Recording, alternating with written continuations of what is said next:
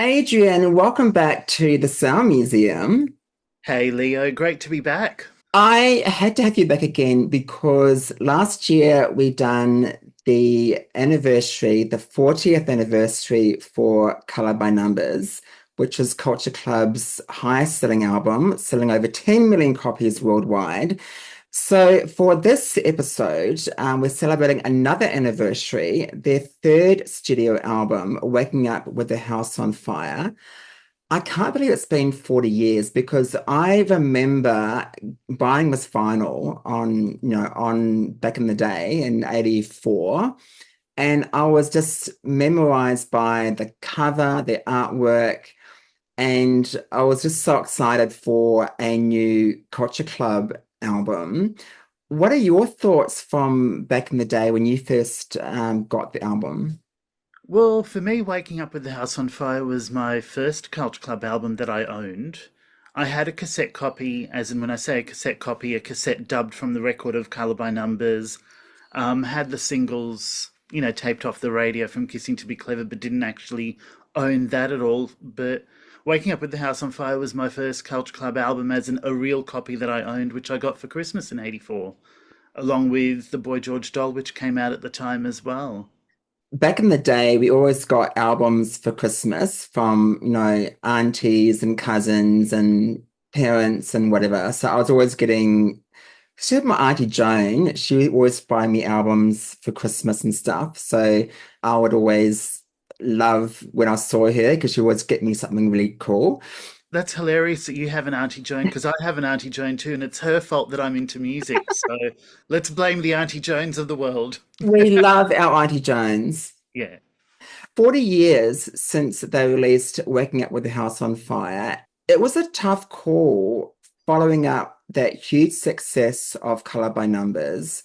When the album was released, they went on to do this massive tour and they were touring the world when they started recording while picking up ideas for the next album. Yeah, I mean, Waking Up with the House on Fire was probably, for want of a better term, very rush recorded and rush released. It was, as you said, they were sort of touring constantly to support Colour by Numbers and Kissing to Be Clever to a point in territories around the world which they hadn't toured. So, like, Australia was sort of like the last big place, which we covered in the last podcast, that they'd toured, big market where they were still promoting both albums at that point. So it was kind of in between gaps of touring that they wrote and recorded Waking Up with the House on Fire, which came out not very long after they stopped touring, the previous two albums. Now, you are a Culture Club and Boy George. I call you an encyclopedia because you know so much about the band and about George, all the albums, the singles. So having you on this podcast is amazing because I know you're going to bring so much to this episode. You're going to pick my brains. And pick your brains. But you mentioned before that the album Waking Up with the House on Fire was a bit rushed. And the recording process, they booked some time in the studio to do some songwriting and throw around ideas and do some recording. But then the fights started, the in-band fighting started. What do you know about those early sessions and what were the fights about, do you think? When Waking Up with the House on Fire, the initial sessions started for that, with songwriting and everything, the guys were being split in 50 directions. George and Roy were working on songs for what would be the Electric Dream soundtrack. They were also working on stuff for Helen Terry, who by that point had decided they were going solo. They were also recording video clips, doing promotion, doing all sorts of things. So, where the first two albums were really easy for them to record because they had the space and the time to do it, recording Waking Up with the House on Fire was one of those things where they had so many other things happening that recording that album became almost secondary to everything else. Waking Up with the House on Fire started recording in sort of the end of February, early March '84. They had set aside 4 weeks to do the initial songwriting and recording for it. Because of everything else that was happening, they had a lot of creative differences, a lot of different ideas, and spent most of that time arguing it. It was just as they sort of came to the end of those first 4 weeks, in the last few days of that, that they ended up writing the bulk of the album. So they had the arguments, they threw chairs, threw things at each other, stropped off in their different directions, and then when they came back, they wrote most of the album. And do you think when they're writing that bulk of the album at that time, at the end of all that, do you think it was a case of let's just write whatever, and there was not really much, I guess, not creative control, but they were just sort of wanting to get it done?